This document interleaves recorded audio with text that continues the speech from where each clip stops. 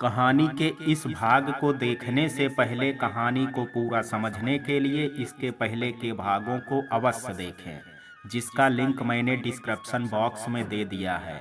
अगर आपने इस कहानी के पहले भागों को अभी तक आपने नहीं देखा है तो वहां से जा कर के देख सकते हैं।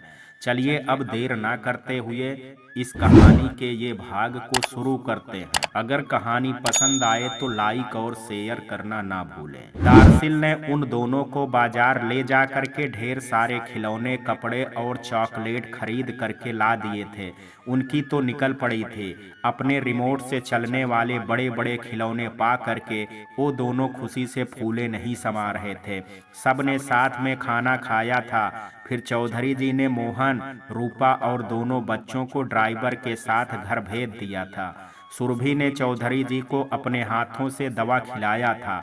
उन्हें सुला करके वो अपने कमरे में आ गई थी। उसने ड्रेसिंग रूम में जा करके नाइटी पहनी थी। वो जब बिस्तर पर आई तो दारसिल लैपटॉप में व्यस्त था। उसने भी अपना मोबाइल उठा लिया था। सुरभि, सुरभि उठो, वो गहरी नींद में चली गई थी जब दारसिल की फुसफुसाती आवाज आई थी। क्या है दारसिल जी, मुझे बहुत नींद आ रही है। उसने अपनी नींद से बोझिल पलकें खोली और फिर करवट बदल करके सोने लगी। कितनी बेदर्द हो तुम, अपने पति का इंतजार नहीं कर सकती थी।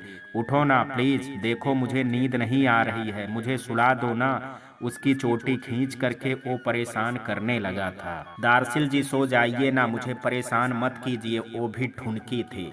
अच्छा ठीक है, मेरी तरफ मुड़ो तो सही। उसने बाहों में पकड़ करके उसे अपनी तरफ मुड़ाया था, पर उसने आंख नहीं खोली थी। दारसिल उसके चेहरे पर अपनी उंगलियां नचाने लगा था।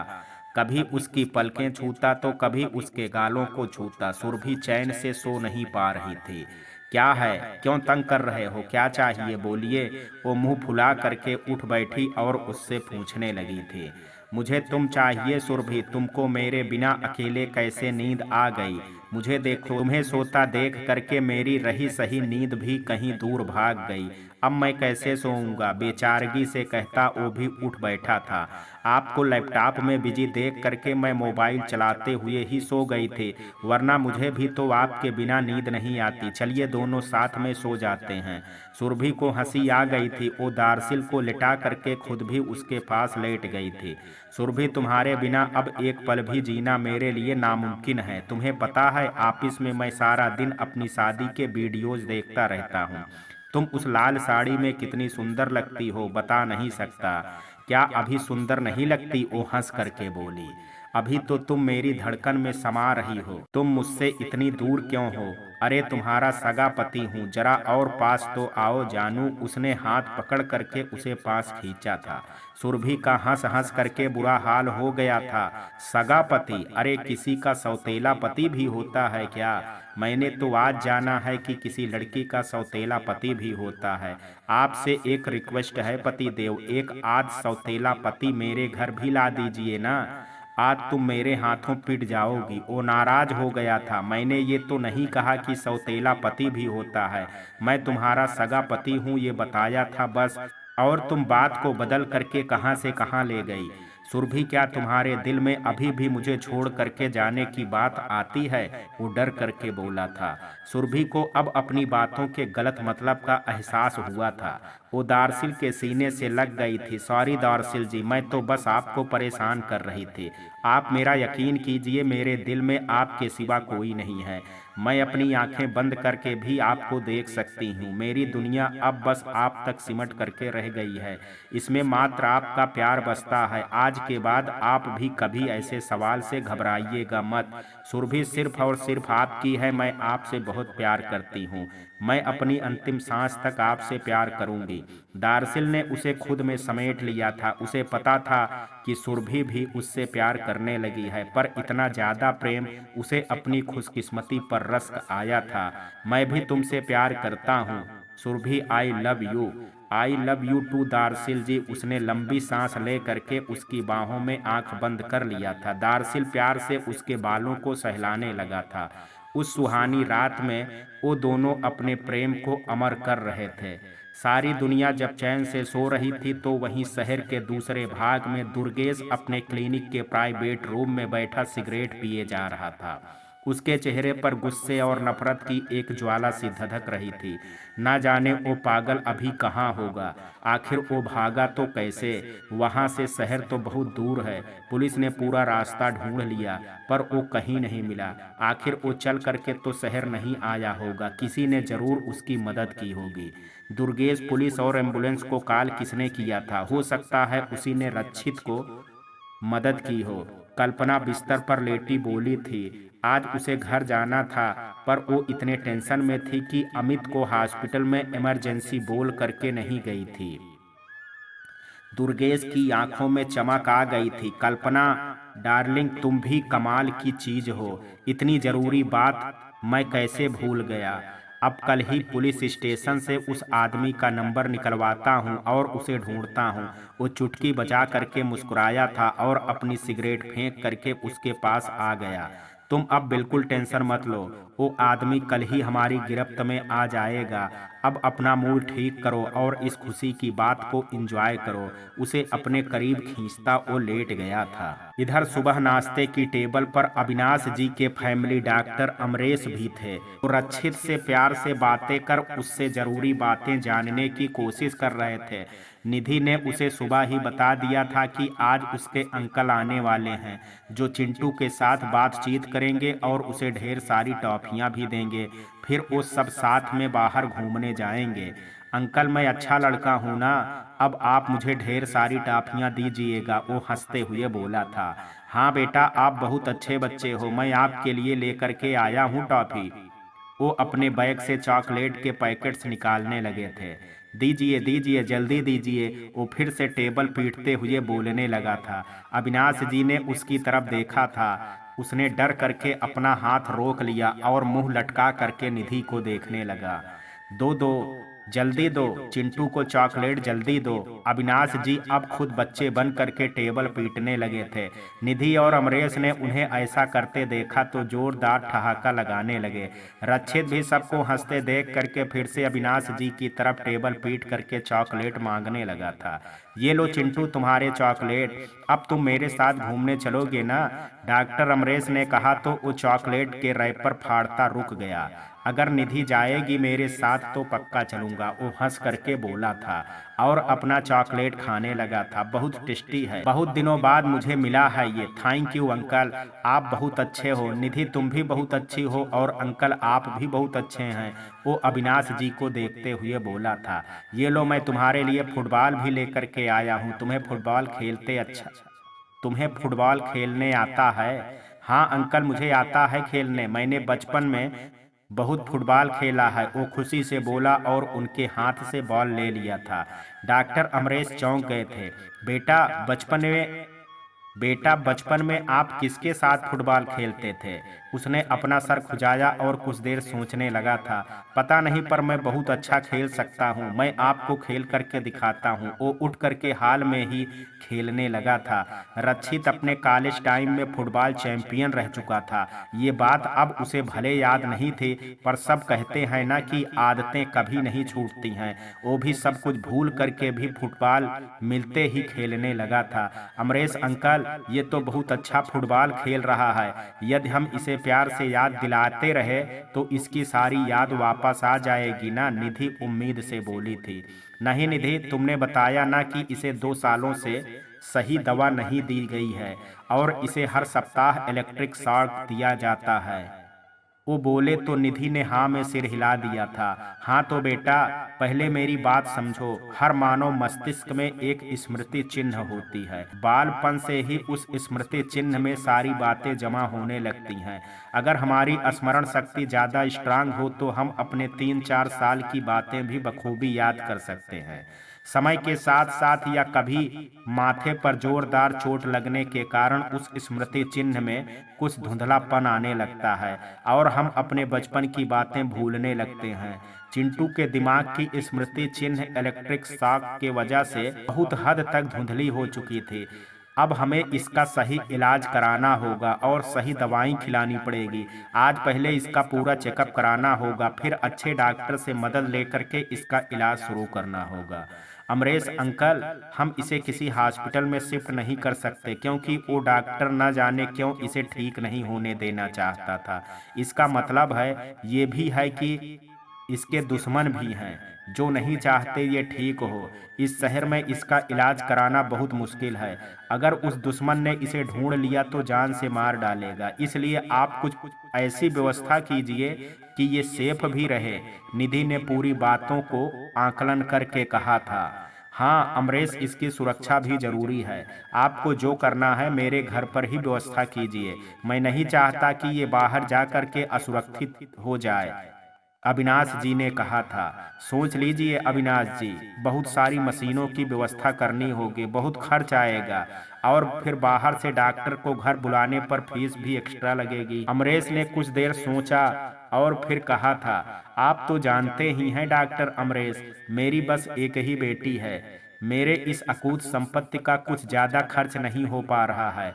यदि किसी माँ बाप का बच्चा मेरे खर्च से ठीक हो जाए तो मेरे लिए गौरव की बात होगी। वो मुस्कुराते हुए बोले थे। ठीक है अविनाश जी, तब मैं सारा इंतजाम कराता हूँ, वो बोल करके बैठ गए थे और अपने फोन से सब कुछ मैनेज करने लगे। लगभग 1.5 घंटे बाद 4 स्टाफ के साथ एक डॉक्टर घर के अंदर आया था। इतने लोगों को देख करके रक्षित डर करके निधि के पीछे छुप गया था। अविनाश जी ने उन्हें एक रूम दिया था जहां चारों स्टाफ ने मिल करके अपने साथ गाड़ी से लाए गए कुछ मशीनों को फिट किया था। डॉक्टर ने रक्षित को लाने का इशारा किया था। चिंटू, तुम मेरी बात मानोगे ना, तो मैं भी तुम्हें खूब सारी टॉफी दूंगी, निधि उसे बहलाते हुए बोली थी। क्या सच में? हाँ, मैं तुम्हारी सब बात मानूंगा, क्या करना है मुझे, वो खिल करके बोला था। निधि ने उसका हाथ पकड़ा और उसे उस कमरे में ले आई थी।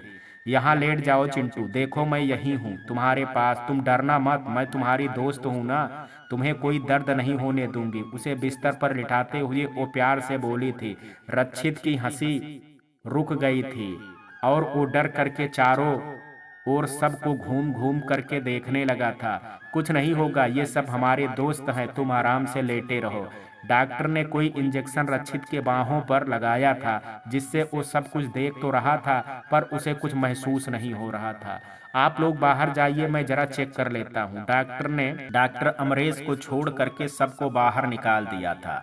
जिंदगी रक्षित पर मेहरबान हो रही थी और ये वो लोग थे जिन्होंने बिना किसी लालच के उस पर ये मेहरबानी की थी। 2 सालों से उसके दर्द पर अब मरहम लगाने का वक्त आने वाला था।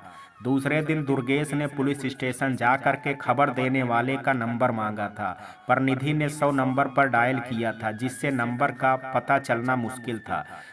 दुर्गेश गुस्से से भड़कता वापस आ गया था। अपने चेंबर में बैठा वो उस आदमी को फटकार रहा था जिसे उसने पैसे दे करके अपॉइंट किया था। उसने भी रक्षित को बहुत तलाशा था पर अभी तक उसकी कोई जानकारी नहीं जुटा पाया था। तुम उसे ढूंढते रहो, उसका पता मुझे हर हाल में चाहिए। दुर्गेश, हम अब क्या करेंगे? रक्षित की खबर क्यों ना हम पेपर में दे दें? हम तो बहुत मजबूर हो गए हैं, अब तो शायद पेपर ही हमें उस तक पहुंचा दे, वरना वो तो हाथ से निकला समझो। कल्पना बहुत दुखी हो करके बोली थी। आज मैं घर जाऊंगी, अमित जरूर रक्षित के बारे में पूछेगा, ना जाने क्या बीतेगी उस पर जब वो उसके फरहर होने की बात सुनेगा। तुम तो प्लीज अपने बकवास आइडियाज अपने पास ही रखो, पेपर में दे दो। कैसे दे सकते हैं? रक्षित तक हम पहुँचे ना पहुँचे, पर हम तक पुलिस जरूर पहुँच जाएगी। और अमित को अभी बताने की जल्दी क्या है? मेरे आदमी उस पागल को ढूंढ रहे हैं ना, जब वो मिल जाएगा तब सारी बात उसे बताना। तुम अभी घर जाओ और आराम से खा पी करके सो जाना, कल सुबह मैं तुम्हें पिक कर लूंगा। वो गुस्से से भड़कता वो फोन काट करके बोला था। कल्पना चुप हो गई थी। रक्षित के द्वारा वो हरिशंकर चौधरी को खून के आंसू रुलाना चाहती थी, पर यहाँ तो बात ही पलट गई थी। अपना प्लान फेल होते देख करके उसका दिमाग नर्वस हो रहा था। अपने असंयमित दिमाग से वो उल्टे सीधे प्लान बताने लगी थी, जिससे दुर्गेश का गुस्सा और भी बढ़ता जा रहा था। कल्पना उठ करके बाहर आ गई थी। माला आज रंजन से मिलने जेल आई थी। पर वो बस बच्चों के बारे में जान करके जाने लगा था। माला ने उसे रोका और अपने साथ लाए सूखे मेवों के पैकेट से भरा थैला थमाया था। तुम्हारे गलत जिद की वजह से आज तुम्हारी ऐसी हालत हो गई है। देखो तो कितने दुबले हो गए हो। इसके साथ उसके हाथ पकड़ते वो बोली थी, भाभी अपने हद में रहो। अपना हाथ छुड़ाते हुए वो गुस्से से बोला था, तुम्हें तो पता ही नहीं है रंजन, मैं तुम्हें बेहद चाहने लगी हूँ और बेसब्री से तुम्हारे जेल से बाहर आने का इंतजार कर रही हूँ। तुम जिस दिन बाहर आओगे उसी दिन हमारी शादी होगी। वो मुस्कुराते हुए बोली थी, बेकार के सपने मत देखो भाभी, तुम मेरी भाभी हो वही रहोगी। मैं बस सुरभि से प्यार करता हूँ और उसे पा करके रहूंगा। यही है ना वो सुरभि। उसने गुस्से से कुछ पेपर से काटे पन्ने अपने बैग से निकाल करके उसके हाथ में थमाए थे।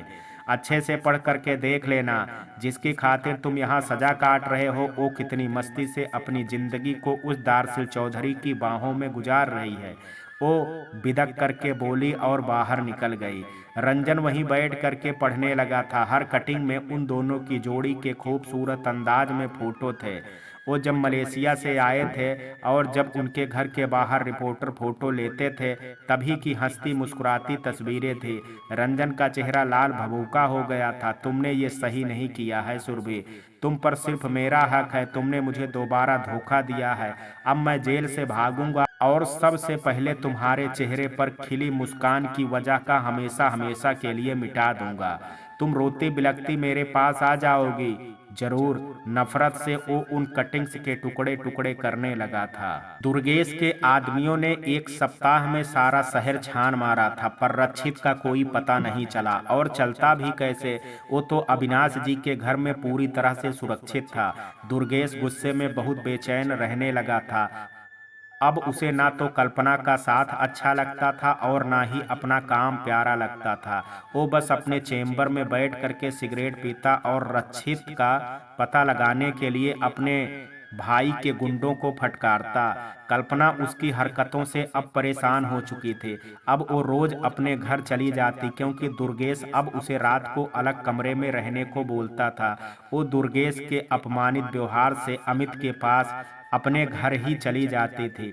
अमित भी उसके रोज रोज घर आने से खुश रहने लगा था। पर कल्पना ने अब तक उसे रक्षित के खोने की बात नहीं बताई थी। अविनाश जी के घर पर रक्षित का इलाज शुरू हो चुका था। डॉक्टर अमरेश अपने पहचान के मनोचिकित्सक को बुला करके सही जांच करवाए थे और रोज उसे सही दवा खिलाया जा रहा था। रक्षित की हालत में एक सप्ताह में बहुत सुधार आ गया था। अब वो किसी से डरता नहीं था और बच्चे की तरह जिद भी नहीं करता था। निधि से उसकी बहुत दोस्ती हो गई थी। वो अपनी हर बात उसे बताता। निधि ने उसे पढ़ाना शुरू कर दिया था। वो जो अपने कंपनी का कुशल बिजनेसमैन था अब वर्णमाला सीखने लगा था। निधि हैरान हो जाती क्योंकि वो कुछ भी बहुत जल्दी सीख जाता था। इंस्पेक्टर के बहुत कोशिश के बाद भी सुरभि के किडनैपर का पता नहीं चल पाया था। दार्सिल ने मयंक और नितेश को सतर्क रहने को कह दिया था।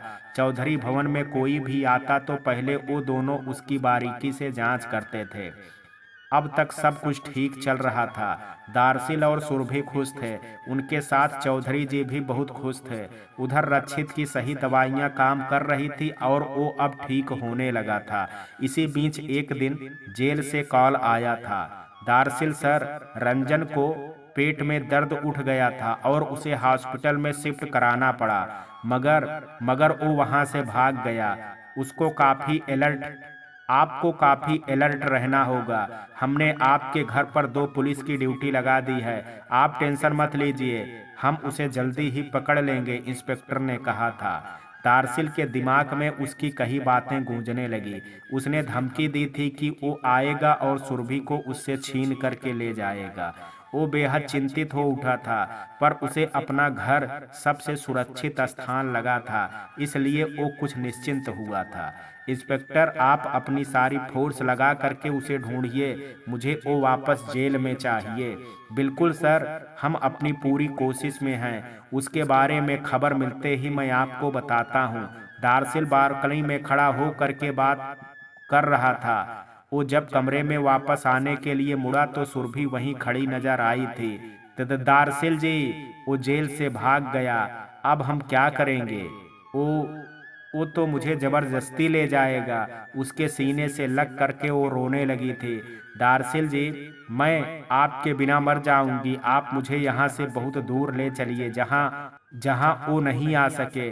मैं उसे फिर से अपनी जिंदगी में नहीं देखना चाहती। सुरभि, चुप हो जाओ, मैं हूं ना। आओ पहले अंदर चलो। उसे ला करके बिस्तर पर बैठा करके वो उसके पास बैठ गया था। अब तुम्हें मुझसे दूर करने के लिए यमराज को भी मुझसे पूछना पड़ेगा। वो रंजन क्या चीज है, इंस्पेक्टर उसे पकड़ लेंगे। तुम बिल्कुल फ्री हो करके रहो और घबराओ मत। तुम मेरी जान हो, तुम्हें मुझसे दूर ले जाने के लिए उसे मुझसे टकराना होगा। मैं तुम्हें खुद से कभी अलग नहीं होने दूंगा। आप सच बोल रहे हैं ना? हाँ जानू, तुम सिर्फ मेरी हो और कोई भी लल्लू पंजू की औकात नहीं तुम तक पहुंचने की। चलो अब सो जाओ, सुबह उठना भी है। उसे लिटाते हुए वो भी उसके साथ लेट गया था। वो बहुत देर तक सिसकती रही थी। उसने पीछे खड़े होकर के इंस्पेक्टर और दारसिल की सारी बातें सुन ली थी और रंजन के भागने की खबर सुन करके अपना धीरज खो बैठी थी। दारसिल उसका सर सहला करके अपने सीने से लगाए सुलाने लगा था। वो तो खुद भी कुछ टेंशन में था, पर बात सुरभि की थी तो वो निडर हो करके रंजन का सामना करने को तैयार था। सुरभि, खुश रहना और पापा को ये बात मत पता चलने देना, उन्हें बहुत टेंशन हो जाएगी।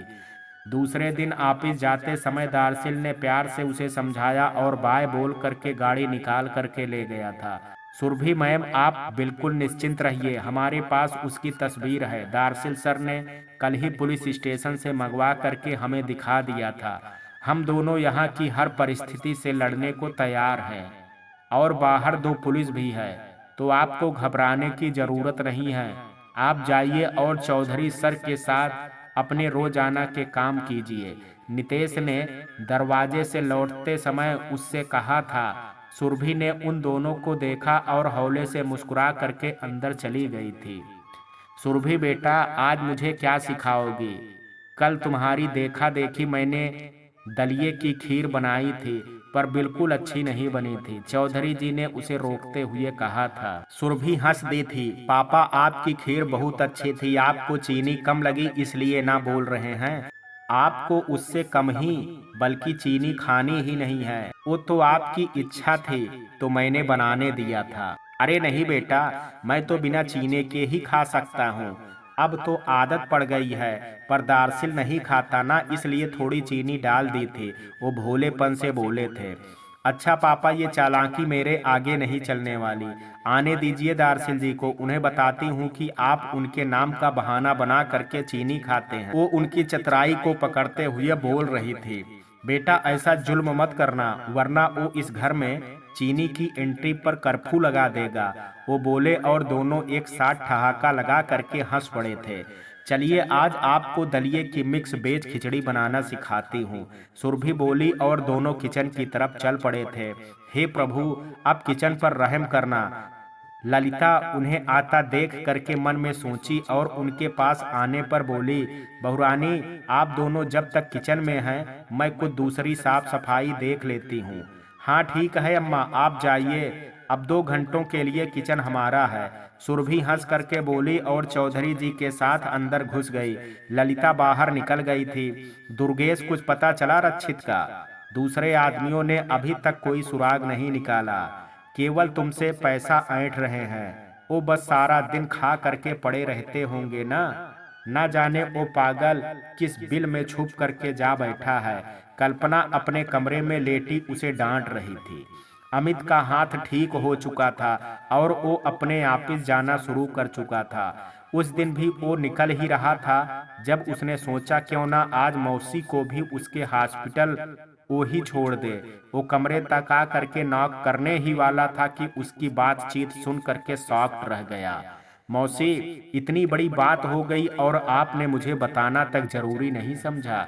मुझ पर आपको कभी भी यकीन नहीं रहा है। हाँ, हो भी क्यों, मैं आपका अपना बेटा जो नहीं हूँ? वो जोर से चिल्ला करके अपने बैग दूर उछालता कमरे में चला गया था। दुर्गेश, अमित ने सुन लिया। उसे पता चल गया कि रक्षित भाग गया है। मैं उसे संभालती हूँ, तुम प्लीज उसे ढूंढो, वरना अमित गुस्से में सीधे चौधरी के दूसरे बेटे को मार डालेगा। वो घबरा करके बोलती, फोन फेंकती बाहर भागी थी। अमित, अमित बेटा, तुम तो मेरी जान हो। तुम ऐसा बोल करके अपनी मौसी को क्यों रुलाना चाहते हो? उसके पास आ करके वो घड़ियाली आंसू बहाने लगी थी। तुम्हारे हाथ में फ्रैक्चर था, इसलिए हमने तुमसे ये बात छुपा करके रखी थी। तुम परेशान मत हो, डॉक्टर उसे ढूंढ रहे हैं ना, वो पकड़ा जाएगा। मौसी, आप यहाँ से जाइए, मुझे आपसे कोई बात नहीं करनी है। अमित, तुम ऑफिस जा रहे हो ना, जाओ, शाम तक वो जरूर मिल जाएगा, वो मनाने वाले अंदाज में बोली थी। कब भागा था वो? उसने गुस्से से पूछा था। लगभग 1.5 महीने हो गए, वो मरे हुए स्वर में बोली थी। मैं समझ गया, आप या डॉक्टर मिल करके भी कुछ नहीं कर सकेंगे। अब मुझे ही कुछ पक्का उपाय करना होगा। वो कुछ सोचता उठ खड़ा हुआ था। आपको हॉस्पिटल जाना है तो चलिए, छोड़ दूंगा। उसने अपने गुस्से को दबा करके, और अब कुछ बहुत बड़ा साजिश करने वाला था। नहीं, आज मेरी तबीयत कुछ खराब लग रही है, मैं आराम करूंगी, वो बोली और उसका हाथ पकड़ ली। अमित, तुम कोई गलत कदम मत उठाना बेटा, तुम ही मेरे जीने का आधार हो। अगर तुम्हें कुछ हुआ तो मैं जीते जी मर जाऊंगी। कुछ नहीं होगा मुझे मौसी, आप खाना खा करके रेस्ट कीजिए, मैं ऑफिस जाता हूँ। उसका हाथ छुड़ाते हुए वो बाहर आया और अपना फेंका बैग उठा करके चल पड़ा था।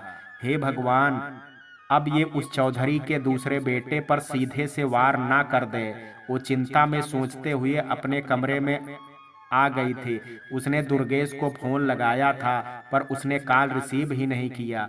ना जाने इस दुर्गेश को आजकल क्या हो गया है, मेरा फोन सही टाइम पर उठाता ही नहीं है। इडियट कहीं का। वो वापस अपने फोन दूसरे तरफ फेंक करके लेट गई। अगले 10-12 दिन अन्य दिनों की भांत बीत गए थे। रक्षित अब बेहद समझदार की तरह बर्ताव करने लगा था।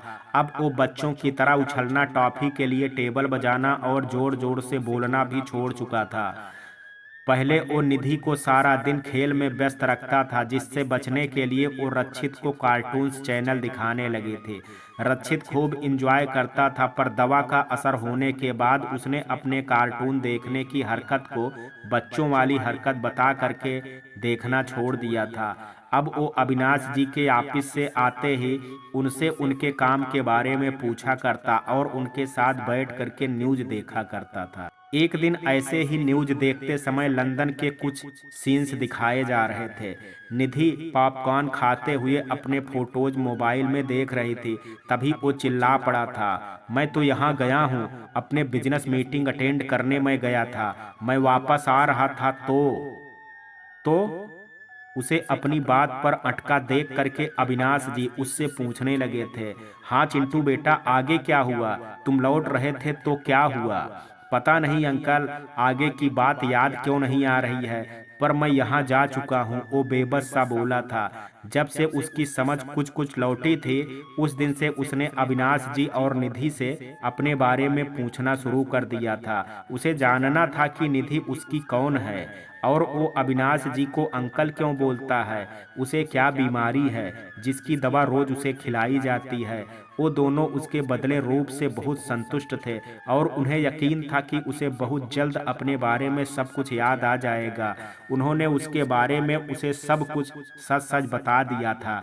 डॉक्टर ने भी यही यकीन दिलाया था। उनके अनुसार उसे कुछ कुछ पूछते रहने या टीवी में अलग अलग जगहों को दिखाते रहने से हो सकता है कि उसे अपना अतीत याद आ जाए, या ये भी हो सकता है कि वो किसी जगह पर गया हो और उसे उस जगह की कोई बात याद आ जाए, जिससे उन्हें उसके घर का कोई क्लू मिल जाए। चिंटू, तुम तो बच्चे हो, तुम्हें लंदन कैसे जा सकते हो, और वो भी बिजनेस मीटिंग करने के लिए? निधि ने उसे फिर से उसी बात पर लाया था। मैं कोई बच्चा नहीं हूँ निधि, और तुम जो ये चिंटू बोलती हो ना, मुझे बिल्कुल अच्छा नहीं लगता। मेरा कुछ दूसरा नाम होगा, ये बच्चों वाली नाम अजीब है। वो नाराज होकर के बोला था, जबकि उसकी जिद पर उन दोनों ने उसकी सारी सच्चाई बताई थी। वो निधि पर बेहद हक जमाने लगा था और उससे अपने बड़े होने का एहसास करवाता रहता था। जो भी हो, तुम्हें तो कुछ याद ही नहीं है ना, तो छोड़ो इस बात को, चलो हम लोग छुपम छुपाई खेलते हैं। उसने और चिढ़ाया था उसे। निधि, ये समय मेरे पढ़ने का है, चलो मुझे कुछ लाभ हानि के सवाल समझा दो। वो उठ करके खड़ा हुआ और उससे बोला था। अविनाश जी और निधि एक साथ हंसे थे। ओके, तुम अपनी बुक्स खोलो, मैं आती हूँ, वो बोली और अपने पॉपकॉर्न्स जल्दी से खाने लगी थी। रक्षित चला गया था। पापा, ये खुद को बहुत जीनियस क्यों समझने लगा है? जब कुछ समझ नहीं थी तब ही ये प्यारा था, अब तो ये कभी कभी लगता है मुझे ही पागल बना देगा। अब देखो, मुझे अभी अपने फोटो एडिट करनी है और इन जनाब को लाभ हानि पढ़नी है, वो मुंह बनाते हुए बोली थी। पर बेटा, तुम्हारी तो आर्ट सब्जेक्ट थी ना, तुम इसे मैथ कैसे समझाती हो? वो आश्चर्यचकित हुए थे। इसकी मदद से पापा, अपने फोन को लहराते हुए वो बोली और मुस्कुरा करके उठ गई थी। आप न्यूज़ देखिए, मैं इसे आधे बच्चे को पढ़ा करके आती हूँ, वरना बोलेगा मुझे ही पढ़ाना नहीं आता। अविनाश जी हंसने लगे थे। वो भी हंस करके उसके कमरे में चली गई थी। कितनी देर कर दी निधि, देखो मैंने ये सवाल खुद से सॉल्व कर लिया है। उसने कॉपी आगे की थी। निधि बेहद हैरान रह गई थी। उसने बिना किसी सहायता के ये सवाल उदाहरण को देख करके बिल्कुल सही बना लिया था। वेरी गुड, अब दूसरा भी खुद से बनाओ और दिखाओ, उसने किताब से प्रश्न चुनते हुए कहा था। रक्षित ने हाँ कर दिया था। हाँ, मैं दार्सिल बोल रहा हूँ, क्या तुम सच बोल रहे हो? मैं अभी आता हूँ, तुम उसे जाने मत देना। दार्सिल खुश हो करके बोला था। वो ऑफिस में था, शाम होने लगी थी, अब वो घर निकलने वाला था जब उसका फोन बज उठा था। ठीक है, मैं आता हूँ, तुम वहीं रहना। वो अपने कोट को पहनते हुए बाहर भागा था। उसने शर्मा जी और आकाश को सब कुछ समेट करके जाने को कहा और खुद अपनी गाड़ी बहुत तेजी से बाहर निकाल ले गया। वो शहर के एक पुराने फैक्ट्री में आया था। ये फैक्ट्री बहुत सालों से बंद थी और अब ये गुंडों मवालियों का अड्डा बन चुका था। ये बात दार्सिल को भी पता थी, पर ना जाने वो यहाँ क्यों आ गया था। हेलो, मैं आ गया हूँ, तुम कहाँ हो? बाहर आओ। उसने अपनी गाड़ी रोकी और बाहर निकल करके आवाज देने लगा था।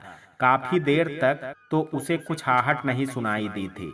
चारों ओर सन्नाटा पसरा था। उसने उसी नंबर पर फोन घुमाया जिससे उसे कॉल आया था। उसे फोन के रिंग की आवाज उस सन्नाटे में सुनाई पड़ने लगी थी। वो आवाज की तरफ बढ़ चला था। आवाज तो यहीं से आ रही थी, फिर बंद हो गई। एक बार और करता हूँ, खुद से बोलता वो कॉल फिर से घुमाने लगा था। उसकी जरूरत नहीं पड़ेगी मिस्टर दार्सिल चौधरी। उसके ठीक पीछे आवाज गूंजी थी। वो तेजी से पलटा, तभी उसके सर पर जोरदार डंडे की चोट पड़ी थी। धड़ाम! वो अपने सर को पकड़े नीचे गिर गया था। उसने अपनी धुंधली पड़ती निगाहों से सामने वाले को देखा था। का कहे लगाता वो उसे साफ नहीं दिखा था। दार्सिल की आंखें बंद हो गई थी। वो बेहोशी के आलम में उतरता चला गया था। शाम के धुंधले अंधेरे में जब घड़ी की सुइयां 7 को पार करने लगी तो सुरभि की बेचैनी ज्यादा बढ़ने लगी थी। वो सारा दिन चौधरी जी के साथ व्यस्त रहा करती थी, पर आज दार्सिल और नितेश के समझाने के बावजूद उसकी चिंताएं खत्म नहीं हुई थी। वो आधे दिन में चौधरी जी से नींद आने का बहाना बना करके अपने कमरे में आ करके लेट गई थी। उसे नींद तो नहीं आई, पर वो बिस्तर पर लेटी दुख से तड़पती रही थी। दार्सिल हर शाम 5:30 में घर आ जाता था। आज वो 1.5 घंटे लेट हो गया था, मगर अभी तक उसका कोई पता नहीं था। सुरभि ने उसे कई बार फोन लगाया था, पर उसका फोन बंद आ रहा था। अब उसे टेंशन होने लगी थी। वो कमरे से बालकनी तक टहलते परेशान होने लगी। बहुरानी, बड़े साहब आपको नीचे बुला रहे हैं, मीना ने आकर के कहा तो वो अनमने ढंग से उसके साथ चल पड़ी थी। सुरभि, तुम्हारी दार्सिल से लड़ाई हुई है क्या? इतनी लेट तो वो कभी नहीं करता है, पर आज देखो वो मेरा फोन भी नहीं उठा रहा है। शर्मा जी से मेरी बात हुई थी, वो बोल रहे थे दार्सिल कहीं बहुत जल्दी में निकला था। वो खोखली आवाज में मुस्कुरा करके बोले थे। सुरभि की घबराहट अब और बढ़ गई थी। नहीं पापा, सब ठीक है, वो आ जाएंगे। ठीक है, कुछ देर और इंतजार कर लेता है। आओ तुम भी यहीं बैठो, अकेले अच्छा नहीं लग रहा है। उनके कहने पर सुरभि भी वहीं बैठ गई थी। 8:30 से ऊपर हो गए थे पर दारसिल घर नहीं आया। नितेश और मयंक भी परेशानी से शाम से ही पोर्च में टहल रहे थे। वो दोनों अंदर आ गए थे। चौधरी सर, हमें शायद पुलिस को खबर करनी चाहिए। दारसिल सर, 3 घंटे लेट हैं, अब हमें रुकना नहीं चाहिए, मयंक बेहद परेशान होकर के बोला था। हाँ, आप सही बोल रहे हैं मयंक, हमें पुलिस स्टेशन जाना चाहिए। सुरभि की आवाज़ रूंध गई थी। आप यहीं रहेंगी सुरभि मैम? मैं जाता हूँ और नितेश भी यहीं रहेगा, आप सब निश्चिंत रहिए। दारसिल सर ठीक होंगे, मैं बस पुलिस की सहायता से उन्हें ढूंढने जा रहा हूँ, वो बोला और अपनी जरूरी सामान लेने कमरे में चला गया। नितेश, तुम अलर्ट रहना और सबका ध्यान रखना, मैं कोई भी बात पता लगते ही कॉल करता हूँ। चौधरी सर, आप बिल्कुल टेंशन मत लीजिए, मैं दारसिल सर को अपने साथ लेकर के आऊँगा। हाँ मयंक, हम लोग तुम्हारे फोन का इंतजार करेंगे, चौधरी जी बेहद परेशान होकर के बोले थे। वो चला गया और सुरभि अपने कांपते दिल को संभाले चौधरी जी को दिलासा देने लगी थी। तुमने दारसिल सर के घर नहीं पहुंचने की सूचना देने में इतनी देर कैसे कर दी मयंक? पता है ना, रंजन जेल से भाग गया है। हो ना हो उसी ने कुछ कांड किया है। चलो हम देखते हैं। इंस्पेक्टर उठ करके उसके साथ निकल पड़ा था। लाख मयंक की बाइक को थाने में लगा करके वो 4 सिपाही के साथ अपनी जीप से चल पड़ा था। हेलो, हाँ सुनो, एक बार नंबर भेज रहा हूँ जो अभी बंद है, उसके लास्ट लोकेशन की डिटेल मुझे जल्दी भेजो। इंस्पेक्टर ने किसी को फोन किया था। उनकी गाड़ी शहर के हर कोने में घूमती रही पर वो हर चौक चौराहा, मार्केट, पार्क, शॉपिंग मॉल में ढूंढ करके थक चुके थे पर दारसिल का कोई अता पता नहीं था। 11:30 बजे तक वो लोग सड़कों की खाक छानते रहे। अब तो सड़कें भी सुनसान होने लगी थी। उधर सुरभि के घर पर सबका बुरा हाल हो गया था। चौधरी जी रक्षित के बाद दारसिल की गुमशुदगी पर बदहवास हो गए थे। नितेश ने सोशल मीडिया में दारसिल की फोटो अपलोड करके सहायता मांगी थी। साथ ही अपने फ्रेंड सर्कल में भी सभी को उसका फोटो भेज करके कहीं दिखने पर बताने को कहा था। इंस्पेक्टर ने दारसिल के नंबर की लोकेशन पता करने को दी थी। वहां से कॉल आ गया था। वो लोग शहर से कुछ हट करके दूर उस बंद पड़ी फैक्ट्री में आए थे। जीप की लाइट से दूर तक वो इसका सुनसान दिख रहा था। वो सब अपने हाथों में टार्च लेकर के उतरे थे।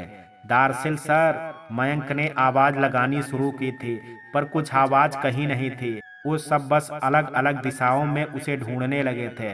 इंस्पेक्टर ने दारसिल के फोन पर फोन किया था पर वो बंद बता रहा था। सर सर इधर आइए, यहाँ कुछ निशान दिख रहे हैं। एक सिपाही चिल्ला करके सबको एक एक करके बुला रहा था। यहाँ देखिए, किसी को खींचने के निशान और कई सारे पैरों के निशान भी हैं। इंस्पेक्टर ने गौर से देखा था। सब चारों तरफ अच्छे से देखो, वहां पर गाड़ी के टायर के भी निशान थे। हो सकता है दारसिल सर को यहीं से किसी ने किडनैप कर लिया हो। हाँ सर, हमें अच्छे से तलाशी लेनी होगी। उनका फोन लास्ट बार यहीं तक ऑन रहा है। मयंक ने भी अंदाजा लगाया था। एक सिपाही को फैक्ट्री के पिछले हिस्से में एक गाड़ी दिखी थी। सब वहां दौड़ करके गए। ये तो दारसिल सर की गाड़ी है, मयंक बोला था। इंस्पेक्टर ने गाड़ी पर से अपराधी के हाथों के निशान लेने के लिए एक्सपर्ट को आने को फोन कर दिया था। गाड़ी को फैक्ट्री के पिछले हिस्से में छुपा दिया गया था। जब तक एक्सपर्ट आ करके गाड़ी चेक करता, इंस्पेक्टर सबको लेकर के फैक्ट्री के टूटे मकान में चेक करने लगा था पर वहां भी कुछ नहीं था। इसी बीच मयंक को सुरभि का फोन आया था। वो रो रो करके दारसिल के बारे में पूछ रही थी। मयंक ने उसे वहां की सारी स्थिति से अवगत करा करके धीरज रखने को कहा था। एक्सपर्ट की टीम भी तब तक आप पहुंची थी। वो सब अपने काम में जुट गए थे। गाड़ी में हाथों के निशान और खींचने वाले जगह से पैरों के निशान को लेकर के वो लोग चले गए थे। मयंक, तुम दारसिल सर की गाड़ी ड्राइव करके थाने ले चलो, अभी ये वहीं रहेगी। अगर एक्सपर्ट को फिर से जांच की जरूरत पड़ी तो हम उन्हें चौधरी भवन नहीं भेज सकते हैं। इंस्पेक्टर ने कहा तो मयंक ने सहमति से सर हिलाया था। रात के 2:30 बजे मयंक घर पहुंचा था। सुरभि हाल में ही बैठी थी, उसकी राह देख रही थी। मयंक, आप दार्सिल जी कहाँ हैं? वो उठ करके दरवाजे से बाहर निकलने लगी थी।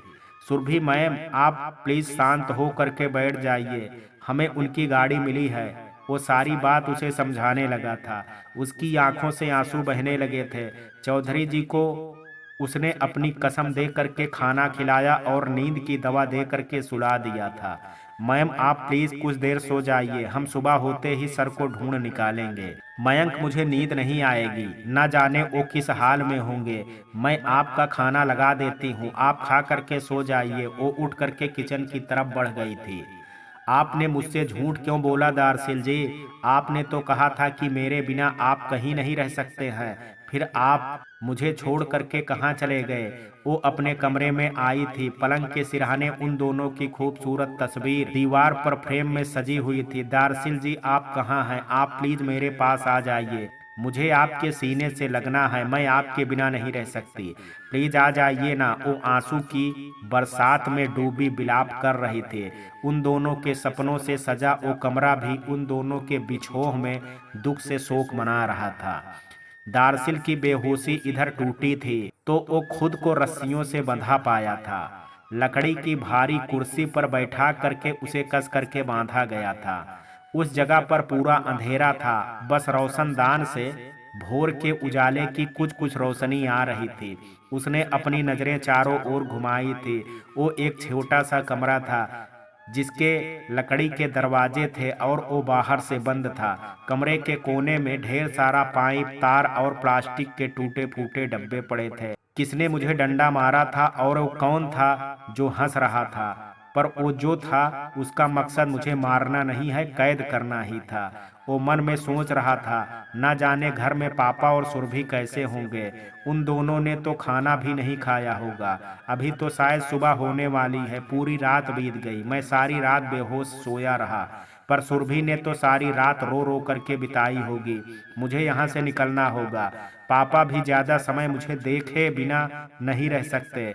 उसने खुद को कुर्सी से नीचे गिराया। माथे पर फर्श की जोरदार चोट से वो तड़प उठा था। वो उन कबाड़ों में अपना रस्सी काटने के लिए कुछ मदद खोजना चाहा था, पर रस्सी का बंधन बहुत मजबूत था और कुर्सी भी बहुत भारी थी। वो चाह करके भी खुद को खींच नहीं पाया था। उसने कल दोपहर में खाना खाया था तो उसे कमजोरी सी महसूस हो रही थी। वो लंबी लंबी सांसें ले करके खुद की थकान को भगाने लगा था। तभी कमरे का दरवाजा खुला था। 3 लोग अपना पूरा चेहरा ढके अंदर आए थे। दार्सिल ने अपनी आंखें बंद कर ली और बेहोशी का नाटक करने लगा था। अरे देखो इसे, ये तो गिर पड़ा है, एक बोला तो सबने उसे उठाया और कुर्सी सीधा करके बैठा दिया। बास ने इसे अच्छे से रखने को कहा है, इसे कुछ तकलीफ नहीं होनी चाहिए। चलो इसे होश में लाओ, रात रात से ही ये बेहोश है, कहीं मर ना जाए। दार्सिल के गिरने से हुई आवाज पर वो लोग अंदर आए थे। उनमें से एक बाहर गया और अपने हाथों में पानी की बोतल लेकर के आया था। उसने पानी दार्सिल के मुंह पे मारा तो वो चिल्ला करके होश में आने का नाटक करने लगा था। कौन हो तुम लोग? मुझे क्यों पकड़े हो? क्या चाहिए तुम्हें? बोलो। अपना मुंह बंद रखो, यहाँ चिल्ला करके कोई फायदा नहीं होगा, एक ने गुस्से से कहा था। चलो ये ठीक है। ए सुनो, क्या चाहते हो तुम लोग? कितने पैसे चाहिए? बोलो, मैं दूंगा, पर प्लीज मुझे छोड़ दो, मेरे घर वाले मेरा इंतजार कर रहे होंगे। वो दुख से बोला था। तुम तो अब घर जाने की बात भूल ही जाओ, यहाँ से सीधे तुम परलोक जाओगे। हमारे पास तुमसे खुद मिलने आएंगे, तब और बात जान लेना। एक आदमी मुस्कुरा करके बोला और वो सब बाहर निकल गए थे। दरवाजा फिर से बंद हो चुका था। ओह सिट, ना जाने ये कौन लोग हैं, कहीं ये सब रंजन के आदमी तो नहीं हैं। यदि ऐसा है तो ये जरूर सुरभि से कांटेक्ट करने की कोशिश करेगा, उसने सोचा और गुस्से से भर गया। नहीं, मेरी सुरभि को कोई नुकसान नहीं पहुंचा सकता, मैं यहाँ से भाग जाऊंगा। वो एक बार फिर से खुद को कुर्सियों से नीचे गिरा करके उन कबाड़ों तक पहुंचने की कोशिश में लग गया। इस बार बाहर से वो तीनों फिर आवाज पर वापस आए थे। साले खुद को बहुत होशियार समझता है, भागने की कोशिश कर रहा है, मारो साले को। उन तीनों ने अपने लात घूंसों से दारसिल को खूब मारा था। उसके ओंठ फट गए थे, जहां से खून रिसने लगा था। उठाओ इसे साले, अब भागने की मत सोचना। वो तो बास का आर्डर है तुम्हें जिंदा रखा जाए, वरना रास्ते में ही मार करके फेंक देता। उनमें से एक कस करके चिल्लाया था। उन सब ने उसे उठाया और दीवार से कुर्सी को लगा करके रख दिया। वो सब फिर से बाहर निकल गए थे। दारसिल इतनी चोट खा करके थक चुका था। वो लंबी सांस लेता अपने पापा और सुरभि को याद करने लगा था। उसने अपने हाथों की रस्सियों को तो धीरे धीरे हिलाने की कोशिश करना शुरू कर दिया था। सुबह से चौधरी जी और सुरभि बहुत परेशान थे। मयंक सुबह ही पुलिस स्टेशन चला गया था। नितेश कभी चौधरी जी को समझाता तो कभी सुरभि को। सुरभि की हालत बहुत खराब हो रही थी। वो दारसिल के किडनैपिंग में खुद को जिम्मेदार मानने लगी थी। रंजन की दुश्मनी उससे थी, पर शिकार दारसिल बन गया। अब चौधरी जी भी जान चुके थे कि रंजन जेल से भाग गया है। अब वो भी बहुत डर रहे थे। उन्होंने खुद से पुलिस स्टेशन जाने का निर्णय किया था। उन्होंने खुद भी नाश्ता किया और सबको खाने को कहा था। सुरभि बेटा, दारसिल कोई बच्चा नहीं है, वो खुद भी आ सकता है, पर मैं जरा इंस्पेक्टर से खुद बात करके आता हूँ। तुम चिंता मत करो, तुम्हारे पापा अभी भी सही सलामत हैं। मैं अपने बेटे को तुम्हारे पास वापस लाऊंगा। तुम नाश्ता करो, क्योंकि दारसिल जब आएगा तो तुम्हें कमजोर देख करके मुझसे ही हजारों सवाल करेगा। बेटा, तुम यदि रोती रहोगी तो मैं भी खुद को संभाल नहीं पाऊंगा, इसलिए मेरी खुशी की खातिर रोना बंद करो और नाश्ता कर लो। वो समझा करके बोले तो सुरभि नाश्ता करने लगी थी। उसने एक रोटी मुश्किल से निगला था। उसके चेहरे की रौनक ही गायब हो गई थी। चौधरी जी ने सुबह ही उसके रत जगे की लाल और सूजी आंखों को देख करके खुद को संभाल लिए थे। उन्हें पता था दारसिल सुरभि के बिना रह नहीं सकता। अगर सुरभि को कुछ हुआ तो वो आ करके उन्हीं से सवाल पूछेगा। वो नितेश के लाख समझाने पर भी उसे लेकर के पुलिस स्टेशन चल पड़े थे। घर पर 2 पुलिस थे जो वहां की सुरक्षा में थे।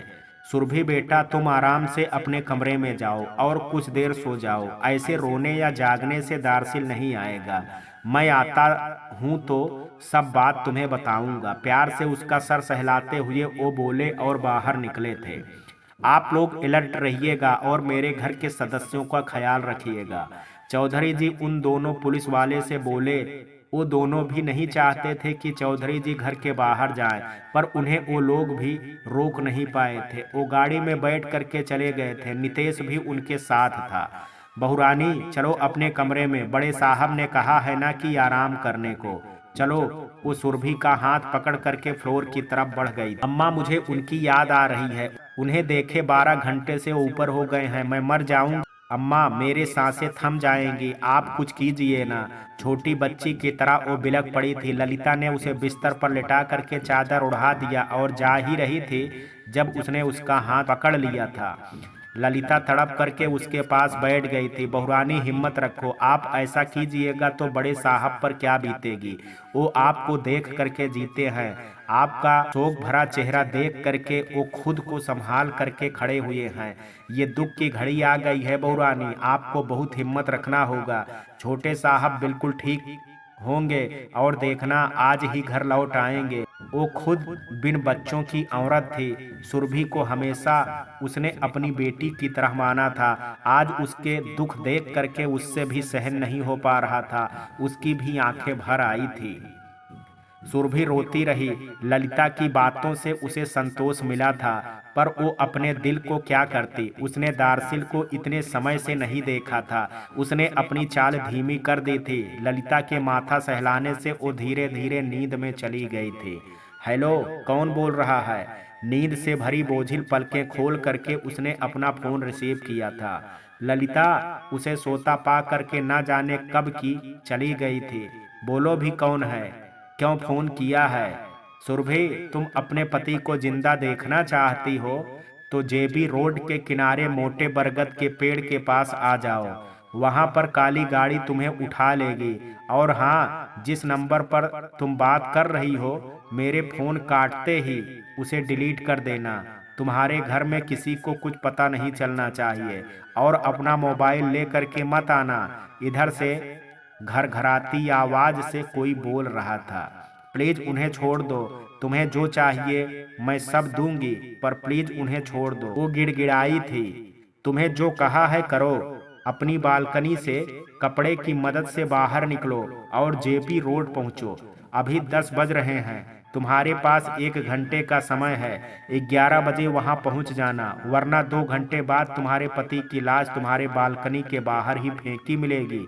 उसने गुर्राते हुए कहा था, कोई होशियारी मत करना, मेरी बात मानोगी तो तुम्हारा पति तुम्हें सही सलामत मिलेगा, वरना टुकड़े भी गिन नहीं पाओगी। नहीं नहीं, प्लीज उन्हें कुछ मत करना, मैं आती हूँ, मैं 11 बजे तक पहुँच जाऊंगी। वो तड़प उठी थी।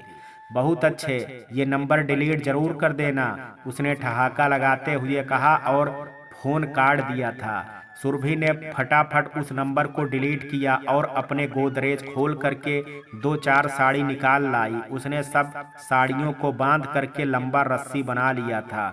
उसकी बालकनी के तरफ घर का पिछला हिस्सा था, उसके दीवार सड़क के किनारे थे। सुरभि ने साड़ी को बालकनी से नीचे लटकाया था। अब उसने साड़ी के रस्सी को पकड़ करके धीरे धीरे नीचे उतरना शुरू किया था। उसने ऐसा पहले कभी नहीं किया था। उसके कलाई, हथेली और पैर छिल गए थे, पर उसे इसकी कोई सुध नहीं थी। कुछ देर के बाद वो अपने घर चौधरी भवन के बाहर सड़क पर थी। उसने मुड़ करके बालकनी को देखा था, जहां बैठ करके वो और दारसिल प्यार भरी बातें किया करते थे। अपने घर के विशाल भवन को देख करके उसकी आंखें भर आई थी। ये उसका बसेरा था। आज वो अपने पति को बचाने के लिए अपने बसेरे को छोड़ करके अनजान रास्तों पर चल चुकी थी। दुर्गेश के चेम्बर में बैठी कल्पना गुस्से से उस पर बिफरी हुई थी। दुर्गेश खुद भी बहुत परेशान दिख रहा था और सिगरेट पीते हुए कल्पना की चक-चक सुन करके अब बहुत पक चुका था। बस बहुत हुआ, अब चुप रहो, मैंने कहा ना। मुझे नहीं मालूम कि उस दारसिल चौधरी को किसने किडनैप किया है, पर जिसने भी किया है अच्छा ही किया है। चलो कम से कम एक बला तो टली। अब बस उसके मरने की गुड न्यूज आ जाए तो मन झूम उठेगा। वो अंतिम लाइन हंस करके बोला था, तुम यहाँ खुशी से नाच रहे हो और उधर अमित आज सुबह से घर नहीं आया है। वो बहुत सुबह ये कह करके निकला था कि 10 मिनट में आता हूँ, पर अब मेरा फोन भी रिसीव नहीं कर रहा है। मैं बहुत परेशान हूँ, कहाँ जाऊँ, क्या करूँ, वो दुखी हो करके बोली थी। दुर्गेश, अब तुम ही कुछ पता लगाओ ना। तुम तो रक्षित को नहीं ढूंढ पाए, पर अमित को ढूंढो ना। अरे ऐसे क्यों दुखी हो, वो भी उसके लिए जो तुम्हारा कोई नहीं है। अरे जान, खुश रहा करो और इस खुशी का जश्न तो मनाओ। तुम्हें पता है दारसिल के किडनैपिंग से क्या होगा? कल्पना ने अपना चेहरा उठा करके उसे देखा था। उसने कल्पना को खींच करके बाजुओं से समेट लिया था। अपने दूसरे बेटे के खोने से हरिशंकर चौधरी दुख से मर जाएगा और तुम्हारा बदला पूरा हो जाएगा, समझी बुद्धू? कल्पना उसके कंधे पर सर रख करके कुछ देर मुस्कुरा दी थी, पर अमित की याद आते ही दुखी हो गई और बोल उठी, पर दुर्गेश, मुझे अमित की बहुत चिंता हो रही है। उसने जब से सोशल मीडिया में दारसिल के किडनैपिंग की खबर पढ़ी है, बहुत गुस्से में है। वो अपने हाथों से उसे सजा देना चाहता था, अब शायद इसी चक्कर में कहीं भटक रहा है। छोड़ो ना यार, जाने दो उसे, कहाँ तक जाएगा, फिर तो लौट करके ही आएगा। अभी मेरा मूड बहुत रोमांटिक हो रहा है, चलो प्राइवेट रूम में चलते हैं। वो थोड़ा खींच करके बोला था। कल्पना उसके गुस्से से बचने के लिए उसके साथ चेम्बर से निकली थी। हेलो मौसी, आप घर आ सकती हैं क्या? मुझे जरा चोट लग गई है, आप प्लीज मुझे कुछ मरहम पट्टी कर देती। उसके फोन पर कॉल आया था। दूसरी तरफ अमित था, वो कल्पना को घर बुला रहा था। दुर्गेश, मैं कल आती हूँ, आज मुझे जाने दो, अमित ने बुलाया है, उसे शायद चोट लग गई है। वो अपनी बैग उठाती बाहर भागी थी। सिट, इस कल्पना को हो क्या गया है? ये तो अमित से दूर भागती थी, पर न जाने जब से उसका हाथ फ्रैक्चर हुआ था बहुत प्रेम दिखाने लगी है। अभी ही उसे जाना था। वो गुस्से से दरवाजे पर मुक्का मारते हुए वापस अपने चेम्बर में चला गया था। सुरभि पौने घंटे में चल करके उस मोटे बरगद के पेड़ के नीचे पहुंची थी। उसकी सांसें फूल रही थी। उसने घड़ी देखी थी, उसमें 11 बजने में 10 मिनट का समय बाकी था। वो पेड़ के नीचे की तरफ बैठ करके सुस्ताने लगी थी। कुछ मिनट बाद गाड़ी के हॉर्न की आवाज आई थी। वो उठ करके खड़ी हुई थी। उसके सामने काली गाड़ी लगी हुई थी जिसका पिछला दरवाजा खुला हुआ था। वो जल्दी से उसमें पिछली सीट पर जा करके बैठ गई थी। ये लो, अपनी आंखों पर बांध लो। ड्राइवर ने उसे काली पट्टी दी थी। उसके खुद के चेहरे भी काले कपड़ों से पूरी तरह से ढके हुए थे। सुरभि ने पट्टी ले लिया और अपनी आंखों पर कस करके बांध ली थी। अब गाड़ी चल पड़ी थी। 2 घंटे के सफर के बाद गाड़ी रुकी और कुछ देर बाद ड्राइवर ने उसे नीचे उतरने को कहा था। वो दरवाजा टटोलते हुए उतरी थी। अपनी पट्टी हटा लो।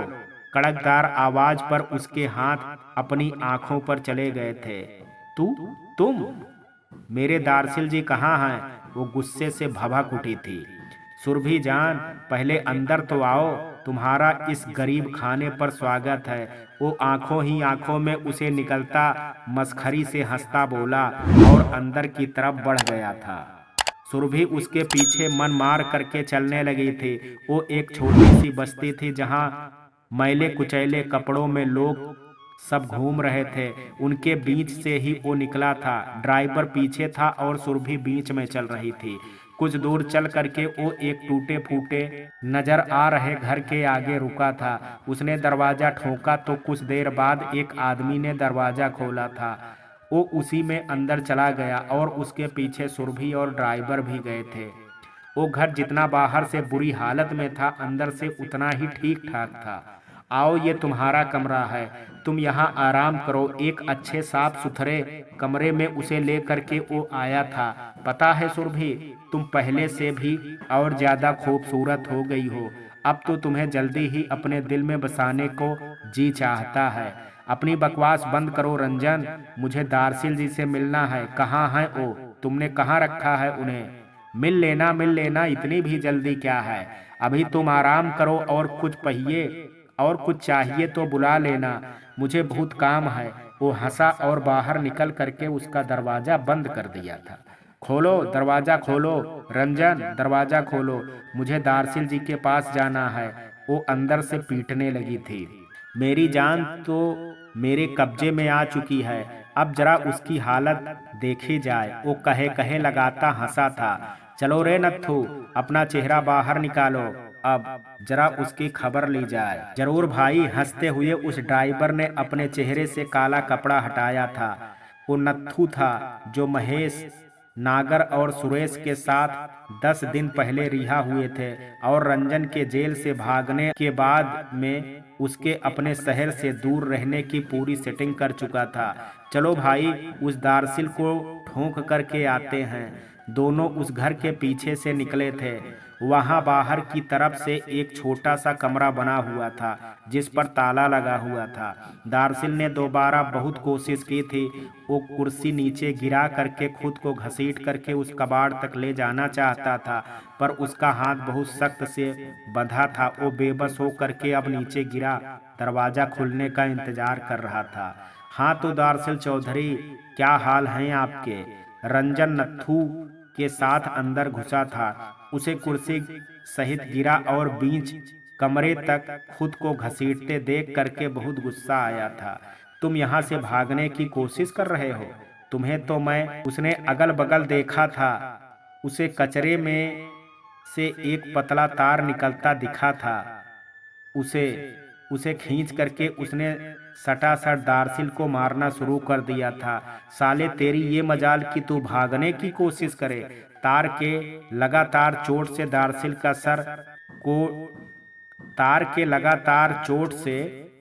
का सारा कोट फट करके अलग होने लगा था। वो चीख तो नहीं रहा था, पर हर चोट पर उसके मुंह से जोरदार कराह निकल रही थी। अंततः वो बेहोश हो गया था। इसे उठा करके सीधा करो और इसके मुंह पर पानी मारो, रंजन ने क्रूरता से कहा था। नत्थू बाहर जा करके एक बाल्टी पानी लाया और उसके मुंह पर फेंक दिया था। आह! चोट पर ठंडा पानी पड़ने से वो तड़प उठा था। रंजन के ठहाके छूटने लगे थे। तुमको जितना भी हंसना है हंस लो रंजन, पर पुलिस के गिरफ्त में आते ही तुम्हारी सारी खुशी समाप्त हो जाएगी। मुझे पता नहीं था कि तुम मुझे झूठा फोन करके पकड़ लोगे। वो गुस्से से ची वो गुस्से से चीखा था। तू अपने बारे में सोच दार्सिल चौधरी, मैंने उसी रात कहा था कि सुरभि सिर्फ मेरी है, तो तूने पुलिस से मुझे पकड़वा करके उससे शादी कर ली। अब तुम्हें बताता हूँ कि रंजन के हक को छीनना कितना खतरनाक होता है। सुरभि सिर्फ मेरी बनेगी और तू तो चींटी की मौत मरेगा। बस इंतजार कर। जहां तक रही बात झूठ बोल करके पकड़ने की, तो तूने भी तो धोखे से पुलिस को बुला लिया था, वरना सुरभि आज पूरी तरह से मेरी होती। वो दांत पीसते हुए गुस्से से बोला, खैर कोई बात नहीं, वो अब मेरी है और उसे अब मुझसे कोई दूर नहीं कर सकता। तुम्हारी जानकारी के लिए बता दूं कि वो अभी इसी घर के एक कमरे में बैठी है। नहीं, ऐसा नहीं हो सकता। सुरभि मेरे घर में सुरक्षित है, तुम उस तक कभी पहुंच ही नहीं सकते। तुम झूठ बोल रहे हो। मुझे पता था तुम मानोगे नहीं। ये लो देखो, 15 मिनट पहले वो यहाँ आई है और अब मैंने उसे आराम करने को कहा है ताकि वो फ्रेश दिखे। अपने भद्दे अंदाज में दांत निपोड़ते और अपना मोबाइल उसके सामने किया था।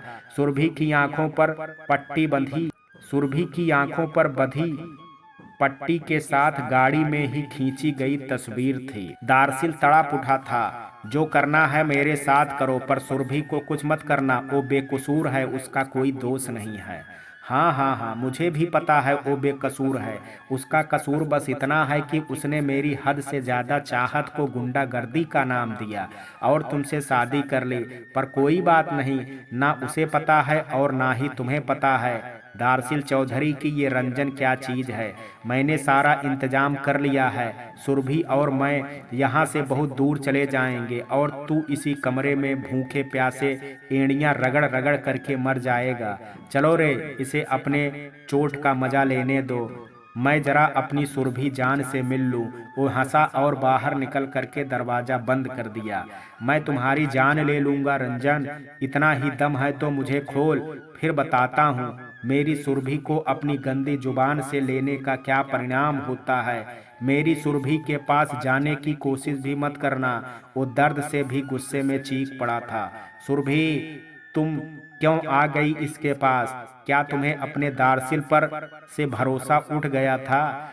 क्या तुम मेरे आने का इंतजार नहीं कर सकती थी? वो रुधे स्वर में खुद से बातें कर रहा था। अब उसने फिर से खुद को बहुत धीमे से नीचे गिराया था ताकि आवाज बाहर न जाए और खुद को घसीटते हुए कबाड़ की तरफ ले जाने की कोशिश करने लगा। मैं तुम्हें खुद से कहीं दूर नहीं जाने दूंगा सुरभि, मैं आ रहा हूँ। अब क्या करना है भाई? भाभी तो आ गई हैं, इस दार्सिल को हम तीनों संभाल लेंगे। तुम भाभी को लेकर के रातों रात शहर छोड़ करके फरार हो जाओ। कासिम भाई ने सारा इंतजाम कर दिया है और महेश भी माला भाभी से पैसे लेकर के आने वाला है, नत्थू ने कहा था। नत्थू यार, तुम बोल तो ठीक रहे हो, पर माला भाभी पर मुझे शक है। वो पैसे नहीं देंगी। वो तो मेरे साथ शादी करने के सपने देख रही हैं, पूरी पागल हो चुकी हैं। अभी तक तो पूरे शहर में दार्सिल चौधरी के अपहरण की बात फैल गई होगी। वो भी जानती होगी, उसे भी पूरा शक होगा कि ये काम हमने ही किया है। और जब कल सुरभि के गायब होने की बात खुलेगी, तब तो उसे पक्का यकीन हो जाएगा कि मैंने ही किया है। वैसे तुमने क्या कह करके उससे पैसे मंगवाया है? रंजन टेंशन में बोल रहा था। मैंने कहा है कि रंजन भाई दूसरे शहर में छुपे हैं, इसलिए पैसों की जरूरत है, तो 5 लाख रुपए नगद महेश को दे देने। नत्थू बोला था। वैसे भाई, कासिम भाई ने तो सारा इंतजाम कर ही दिया है। तुम्हें और पैसे चाहिए तो हम दार्सिल के फिरौती के नाम पर पैसे मांग सकते हैं। साले, तू पागल का पागल रह गया। पूरा पुलिस अभी डिबिया ले करके उसे और मुझे ढूंढ रही है, और ऐसे में मैं आ बैल मुझे मार वाली बात कर लूं। वो गुस्से से थप्पड़ लहरा करके रह गया था। सॉरी भाई, गलती हो गई, आप टेंशन मत लो। माला भाभी उतना नहीं सोच पाएंगी। महेश जरूर पैसे लेकर के आएगा। चलो अब आप भाभी से तो मिल लो, पूरे 1 साल होने को हैं उससे मिले तुमको। वो हंस करके बोला तो रंजन भी हंस पड़ा था। चौधरी जी घर आ गए थे। इंस्पेक्टर को कहीं कुछ सुराग नहीं मिला था। दार्सिल को गाड़ी को कपड़े से साफ कर दिया था, जिससे किसी को भी उंगलियों के निशान नहीं मिले। पुलिस की टीम हर चेक पोस्ट पर दार्सिल की तस्वीर लेकर के हर गाड़ी को चेक कर रहे थे। हर शाम तक कहीं कुछ सुराग नहीं मिल पाया था। मयंक और नितेश भी वापस आ चुके थे और बेबस होकर के हाल में चौधरी जी के पास ही बैठे थे। उस बेचारी को समझाना बहुत मुश्किल है, हर बात पर रोती है। ऐसे में उसकी तबीयत भी खराब हो जाएगी, वो टेंशन में बोले थे। ललिता फ्लोर पर चढ़ गई थी। सुरभि को पूरा ढूंढ करके वो परेशान हो गई। अब वो कमरे से बाहर आ करके वहीं से चिल्लाई, बड़े साहब, बहुरानी तो कमरे में नहीं है। कुछ घंटे पहले तो मैंने उसे कमरे में ही सुलाया था। क्या? चौधरी जी चौंक करके बोले और तेजी से ऊपर जाने लगे थे। नितेश और मयंक भी दौड़े थे। उन सब ने पूरा कमरा, ड्रेसिंग रूम और बाथरूम छान मारा, पर वो कहीं नहीं थी। नितेश ने उसके फोन पर कॉल लगाया और मयंक बालकनी की तरफ भागा था। चौधरी सर इधर आइए। मयंक की चीख पर सब बालकनी में गए थे।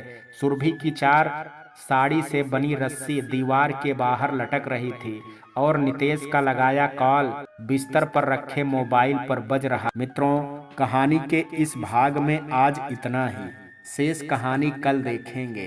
कहानी का ये भाग आपको कैसा लगा, आप अपनी राय मुझे कमेंट बॉक्स में ज़रूर दीजिएगा। वीडियो पसंद आया हो तो वीडियो को लाइक शेयर, अगर चैनल पर पहली बार विजिट कर रहे हैं तो कृपया चैनल को सब्सक्राइब करना ना भूलें। कल मिलते हैं कहानी के शेष भाग के साथ। तब तक के लिए जय हिंद, जय भारत।